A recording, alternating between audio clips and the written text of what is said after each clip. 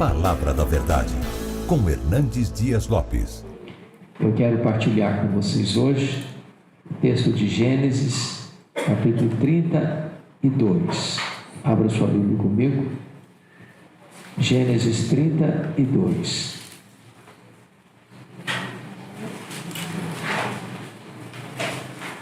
Versos 22 a 32. Gênesis 32, 22 a 32. Lido o texto, por favor, mantenha sua Bíblia aberta nesta passagem. Levantou-se naquela mesma noite, tomou suas 2 mulheres, suas 2 servas e seus 11 filhos, e transpôs o val de Jaboque. Tomou-os e fê-los passar o ribeiro, fez passar tudo o que lhe pertencia, ficando ele só. E lutava com ele um homem até o romper do dia. Vendo este que não podia com ele, tocou-lhe na articulação da coxa. Deslocou-se a junta da coxa de Jacó na luta com o homem. Disse este: deixa-me ir, pois já rompeu o dia. Respondeu Jacó: não te deixarei ir, se me não abençoares. Perguntou-lhe, pois, como te chamas? Ele respondeu: Jacó. Então disse: já não te chamarás Jacó, e sim Israel, pois como príncipe lutaste com Deus e com os homens e prevaleceste. Tornou Jacó: dize, rogo-te, como te chamas? Respondeu ele: por que perguntas pelo meu nome? E o abençoou ali. Àquele lugar chamou Jacó Peniel, pois disse: vi a Deus face a face, e a minha vida foi salva. Nasceu-lhe o sol quando ele atravessava Peniel e manquejava de uma coxa. Por isso os filhos de Israel não comem até hoje o nervo do quadril na articulação da coxa, porque o homem tocou a articulação da coxa de Jacó no nervo do quadril. O livro de Gênesis não é apenas o primeiro livro da Bíblia, mas o livro mais estratégico de toda a Bíblia. Toda a revelação de Deus está ancorada neste livro fulcral das Escrituras. Poderíamos resumir este livro em 5 palavras: criação, queda, dilúvio, Babel e patriarcas. Você tem 10 gerações de Caim até Noé. Você tem 10 gerações de Sem até Abraão. E agora começa a história do patriarcado, de uma família que morava em Ur dos Caldeus, no sul da Mesopotâmia, uma família idólatra. E essa família recebe, a partir de Abraão, um chamado, e eles saem de Ur dos Caldeus para Harã. E dali então o Abraão sai com 75 anos de idade, para formar não apenas uma família, mas uma nação. E desta nação vira o Redentor. Aqui temos uma família interessante: Abraão, Isaac, Jacó, e na linha patriarcal José. O Isaac é o que mais viveu 180 anos. O Abraão viveu 175 anos. O Jacó viveu 147 anos. O José, 110 anos. Alguém já disse com razão que Isaac foi filho de um grande pai e o pai de um grande filho. Ele ficou, de certa forma, no anonimato. Mas o seu pai foi tão relevante na história e seu filho também. Hoje quero me dedicar a Jacó. Jacó é o nome mais citado na Bíblia, dos personagens bíblicos. Mais do que Abraão, mais do que Moisés, mais do que o apóstolo Paulo. Esse homem é estratégico na história da redenção, porque ele é o pai das 12 tribos, que formaram a nação de Israel, de onde procederá da tribo de Judá o Messias. Aqui nós lemos a história da sua conversão.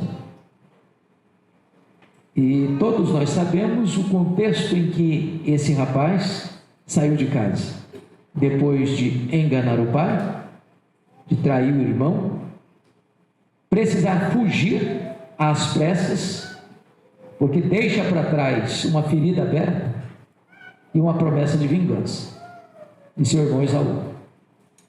Mas a princípio, quando você lê a história de um rapaz que vivia, desculpa da expressão, entre aspas, na barra da saia da mãe, a mãe é que comandava, a mãe é que ditava o que devia ou não devia fazer, somos levados a pensar que Jacó era um adolescente, era um jovem maturo, ainda nos primórdios da sua juventude. Mas quando Jacó se veste como Esaú, se apresenta ao pai como se Esaú fosse, até blasfemando, usando o nome de Deus para justificar sua mentira, pensamos que ele era um jovenzinho, mas não. Sabe quantos anos tinha Jacó nessa época, quando saiu de casa? 77 anos. 77 anos. E por que podemos ter essa conclusão? É simples de entender. Ele sai de casa e vai para Padã Arã, onde conhece Raquel e onde é enganado pelo seu sogro Labão. E diz a Bíblia que ele tem que trabalhar 14 anos para ter o direito de se casar com Raquel. Ali veio do pacote, não era o desejo dele. Então, depois de 14 anos, nasce seu filho José. Ele quer ir embora, o sogro não deixa, porque ele é ferramenta de trabalho. E diz a Bíblia que ele fica mais 6 anos. Portanto, ele fica em Padã Arã 20 anos. Se ele sai de casa com 77, ele sai de Padã Arã de volta para a terra de Canaã aos 97 anos. Nós vamos parar um pouquinho para perceber que esse rapaz, que é neto de crente, que é filho de crente, só vai ser convertido aos 97 anos de idade. Quando Jacó tem 97 anos, o José tem 6, porque ficou mais 6 anos lá, depois que o José nasceu.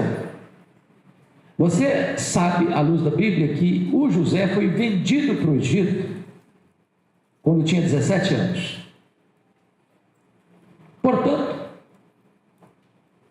Portanto, 11 anos depois que tinha chegado na terra prometida.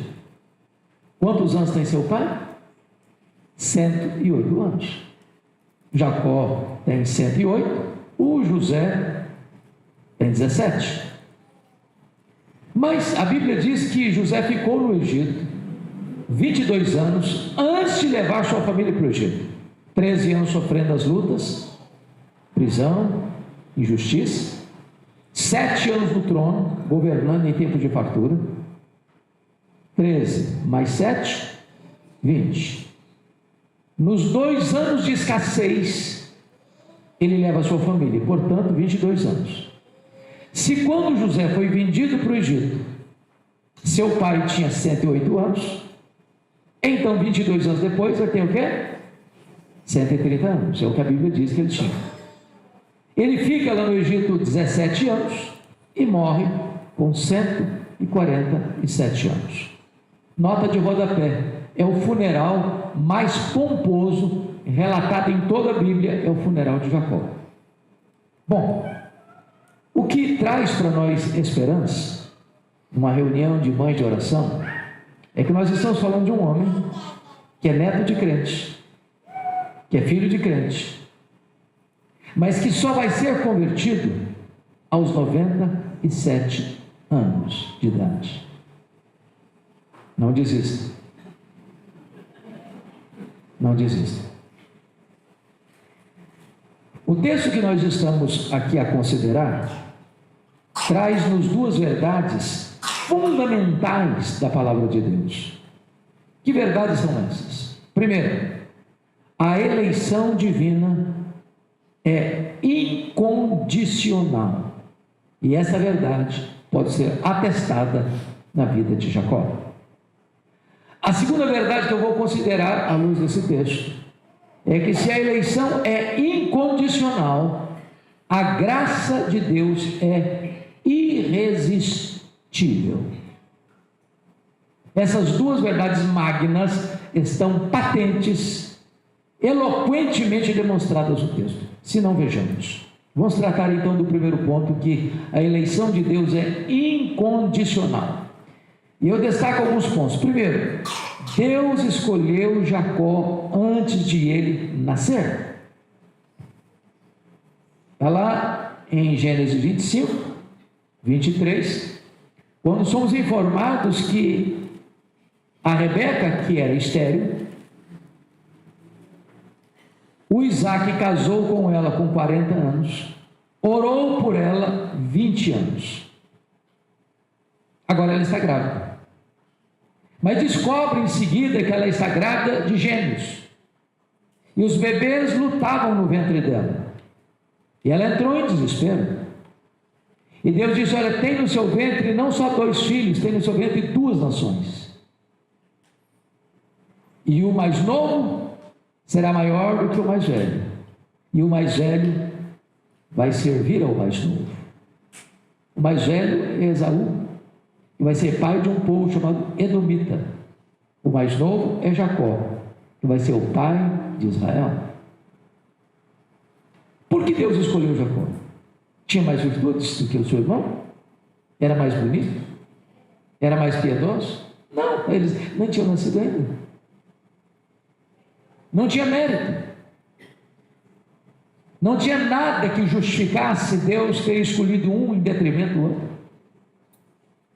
Então, eu quero lhe dizer, e de maneira tão consoladora para o nosso coração, é que quando Deus escolheu você, não escolheu você porque viu em você virtudes, predicados,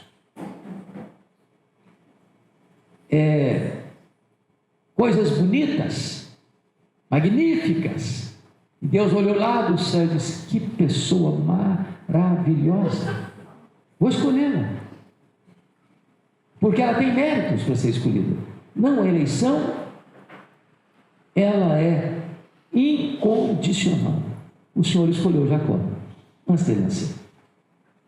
Segundo lugar, Deus amou Jacó apesar dos pecados de Jacó.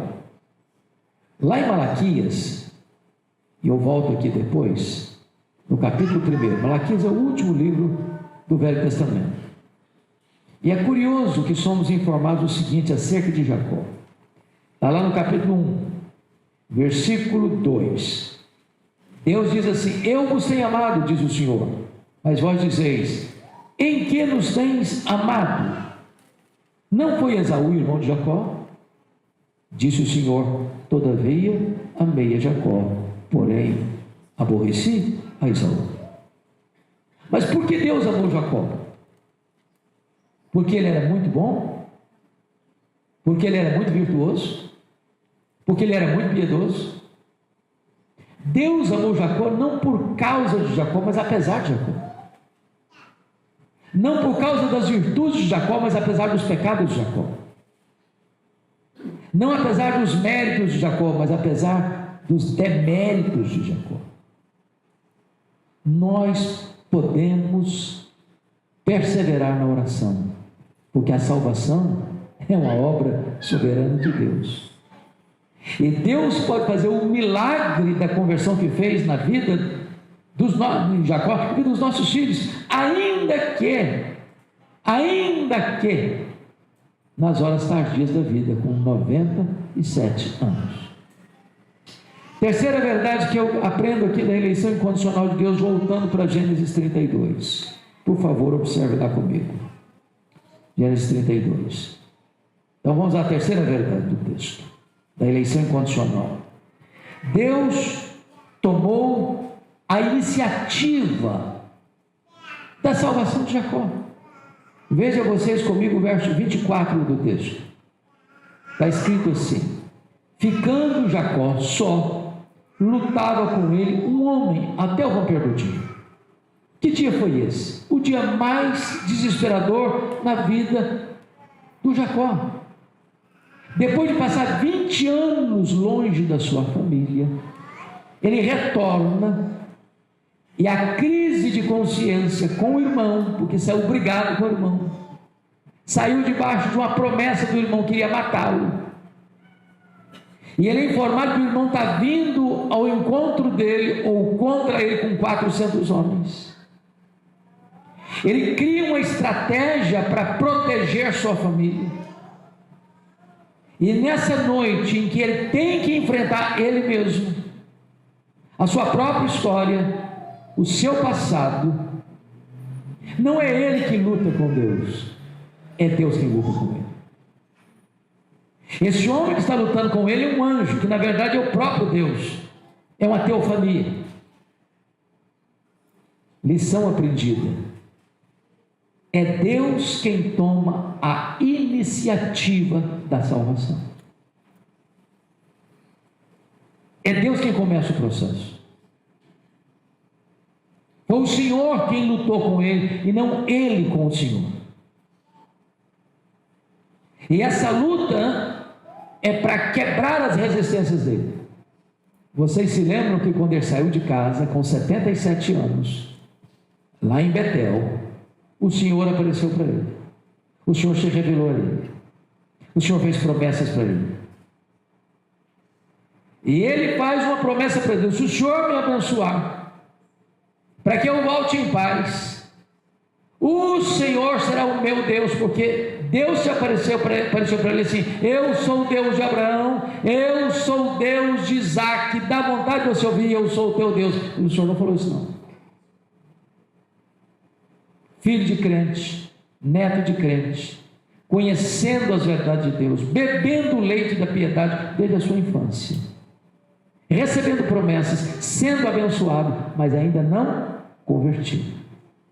Quem vai tomar a iniciativa? Deus. Quarta verdade: Deus não desistiu de Jacó, apesar da resistência de Jacó. Veja comigo os versos 24 e 25. Ainda, ficando ele só, lutava com ele um homem até o romper do dia. Vendo este que não podia com ele, tocou-lhe na articulação das coxas. Sabe o que está acontecendo aqui? Mesmo Deus lutando com ele, ele não quer ceder. Mediu força com força, poder com poder, destreza com destreza. Bom, o Jacó não está tão longe de nós. O Jacó está não só entre nós, o Jacó mora debaixo da nossa pele. Quantas vezes nós resistimos a Deus? Quantas vezes nós lutamos para que a nossa vida não seja mudada? Mas diz o texto que Deus não desistiu dele, nessa luta que vai até o romper do dia. Que verdade gloriosa é o fato de Deus não desistir de nós. Deus ser tão bom que, apesar da nossa rebeldia, Ele ainda continua lutando conosco para nos transformar, para nos salvar, para fazer um milagre na nossa vida. Mas em quinto lugar, dentro da eleição incondicional, Deus feriu Jacó para não perdê-lo para sempre. Deus deixou Jacó aleijado. Deus precisou usar uma medida radical,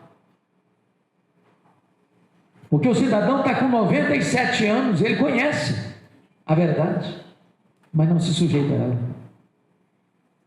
Isso é um fato nas famílias presbiterianas, evangélicas. Filhos que nasceram no lar cristão, que foram criados na escola bíblica dominical, que conhecem o evangelho, que entram numa faculdade, numa universidade, e agora se declaram não cristãos, não porque nunca ouviram, não porque nunca ouviram falar, não porque não conhecem, mas porque existem. Mas nós não podemos desistir de orar, porque Deus pode fazer com os nossos queridos filhos, descendentes, o mesmo que fez com Jacó: quebrar a resistência. Às vezes, usando um método radical. O carcereiro de Filipe precisou de um terremoto. O Saulo de Tarso precisou de uma luz aurifugente que jogou o chão. O Manassés precisou de um gancho. Mas vou dizer uma coisa: Deus está disposto a ir às últimas consequências para não nos perder para sempre. Sabe por quê? Porque a eleição é incondicional.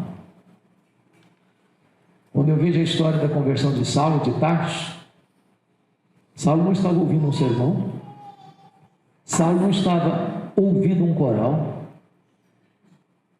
Saulo não estava com a música no headphone escutando um hino bonito, Saulo não estava dentro de uma igreja, ele não estava ouvindo uma palestra, ele estava caminhando com ódio no coração para prender os cristãos. E monocraticamente, soberanamente, o Senhor Jesus jogou o chão e trovejou em seus ouvidos: Saulo, Saulo, por que me persegues? Dura coisa te é recalcitrares contra os aguilhões. E ele agora cai ao chão convertido. Quem és tu, Senhor? Eu sou Jesus, a quem tu persegues. Mas levanta-te, enviar-te-ei para longe aos gentios. Deus pode fazer o que nós nunca poderíamos imaginar que Ele fizesse: salvar até aqueles que resistem em receber a salvação. Por quê? Porque a sua eleição é incondicional.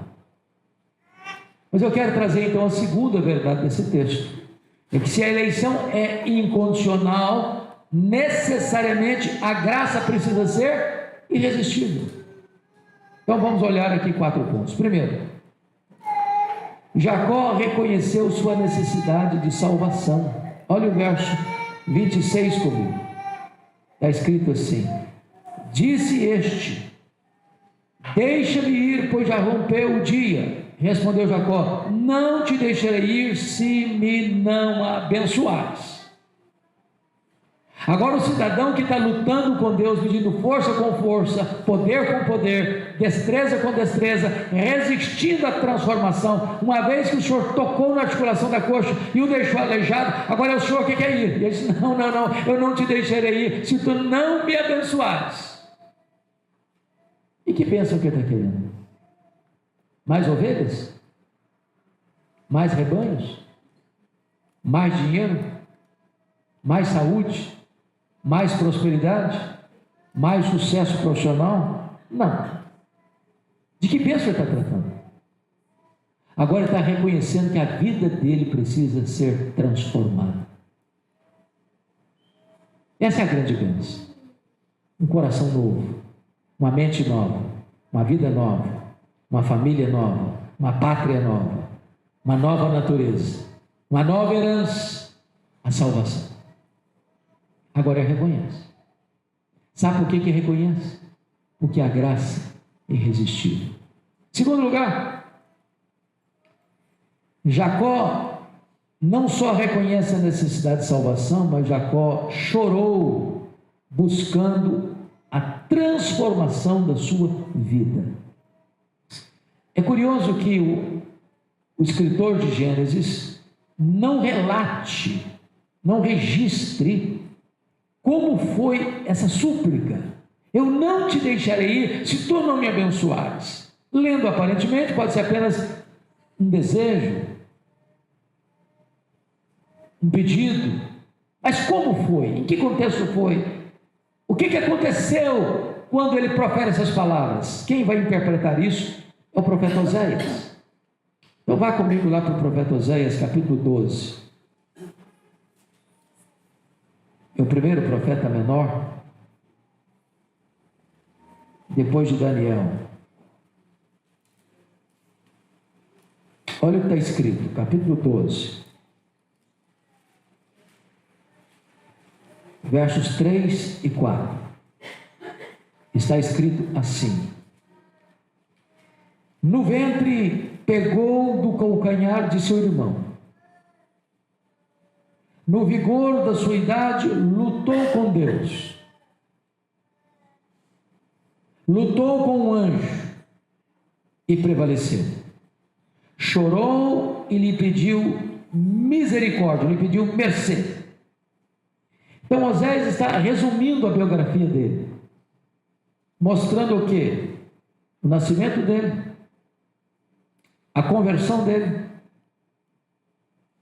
e como foi esse pedido, essa súplica, esse clamor: eu não te deixarei se tu não me abençoares. Ele faz isso com lágrimas, pedindo misericórdia, reconhecendo o seu pecado, desesperadamente consciente de que precisava ser transformado. Lágrimas do arrependimento, choro pela consciência do pecado. Então volte comigo lá para Gênesis 32.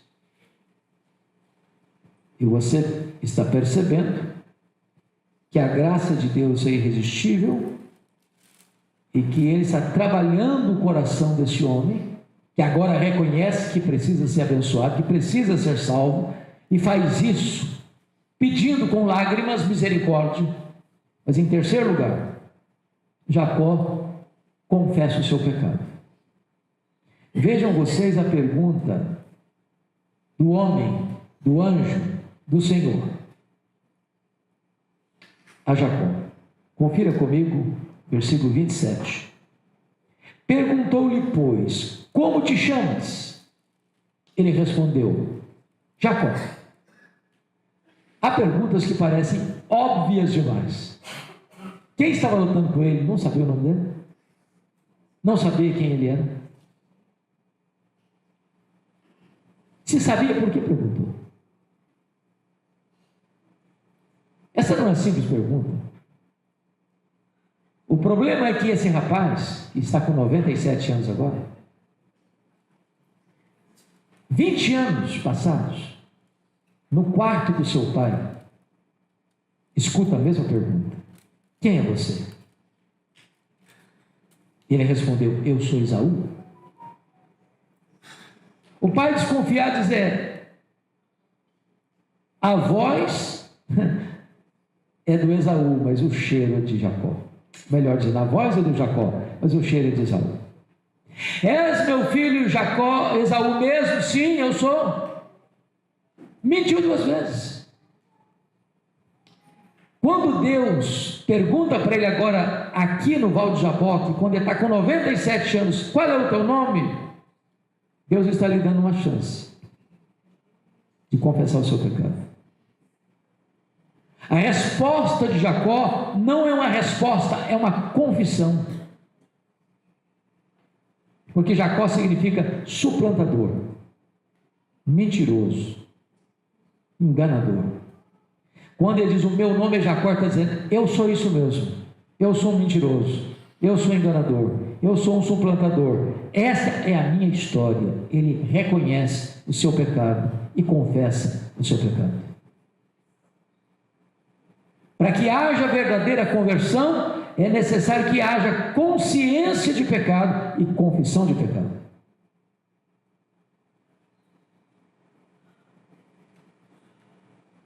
Ele confessou o seu pecado. Mas, finalmente, quarto e último lugar, Jacó viu a Deus face a face e a sua vida foi salva. Veja você comigo, versículo 28. Então lhe disse, já não te chamarás Jacó, e sim Israel, pois como príncipe lutaste com Deus e com os homens e prevaleceste. Deus muda não só o nome dele, Deus muda a história dele, Deus muda a vida dele, Deus muda o destino dele, Deus muda a história da redenção, no sentido de, a partir de agora, Todos vão conhecer a Deus como o Deus de Abraão, o Deus de Isaac, o Deus de Jacó. O Deus de Abraão, o Deus de Isaac, o Deus de Israel. Agora Deus não é apenas o Deus do seu avô. Agora Deus não é apenas o Deus do seu pai. Agora Deus é o Deus da sua vida. E o versículo 30 nos informa isso de uma maneira mais clara. Aquele lugar chamou Jacó Peniel, pois disse: vi a Deus face a face e a minha vida foi salva. E o verso 29, quando Jacó pergunta: dize, rogo-te como te chamas, respondeu ele: por que perguntas pelo meu nome? E o abençoou-lhe. O que ele tinha pedido? Eu não te deixarei se tu não me abençoares. O que ele recebe de Deus? A bênção de Deus. E o que era a bênção de Deus? A mudança da sua vida. Não é mais Jacó, enganador, agora é príncipe de Deus, agora é Israel. Quando eu li esse texto, isso me dá esperança. Quantas de vocês, ou quantos de vocês também, conhecem alguém, ou na sua família, ou na sua parentela, ou nas suas amizades, de alguém que foi criado na igreja, que tem conhecimento das coisas de Deus, e que ainda não foi convertido? Tem gente aqui que conhece gente assim?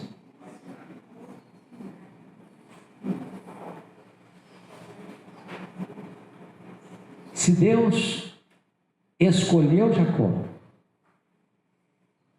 e salvou Jacó, Ele pode fazer o mesmo?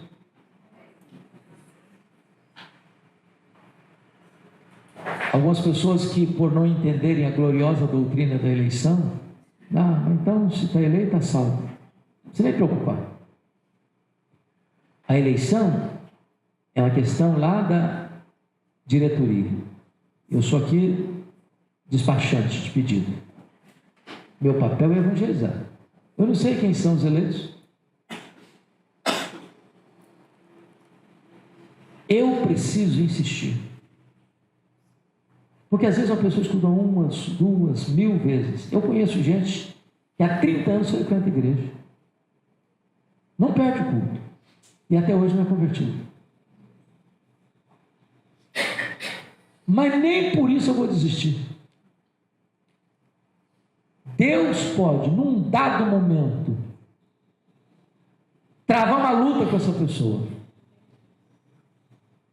E as resistências caírem. E as reservas caírem. E essa pessoa falar com Jacó: eu vi a Deus face a face, e a minha vida foi salva. Então eu quero encorajar as mães de oração a não desistir. Talvez hoje você está orando e não está vendo nenhum sinal de quebrantamento. Você está orando, talvez você esteja enfrentando até maior resistência ainda. Mas Deus é poderoso para mudar o placar do jogo, virar a mesa da história, transformar Jacós em Israéis, suplantadores em príncipes de Deus. E o que é maravilhoso é que diz o texto, versículo 31, nasceu-lhe o sol quando ele atravessava Peniel e manquejava de uma coxa. O grande medo que eu tinha de encontrar Esaú, agora o Esaú está vindo ao encontro dele para abraçá-lo, para beijá-lo, para chorarem juntos. Porque quando Deus converte um coração, Ele também pavimenta o caminho da reconciliação com aqueles que eram inimigos. Eu fico imaginando o encontro, Jacó manquejando, mancola, a encontrar com o irmão: o que aconteceu, rapaz? O que houve? E ele respondeu: foi Deus. Eu encontrei a Deus. Nesta manhã, Deus me salvou. Nesta manhã, Jesus, na pessoa pré-encarnada da teofania, e me encontrou, e me salvou, e me transformou. Eu sou um outro homem. Eu não sou mais o Jacó, eu não sou mais o suplantador, eu sou Israel, eu sou um príncipe de Deus. Nós haveremos de ouvir testemunhos daqueles pelos quais temos orado. E o mesmo Deus que fez é o Deus que faz.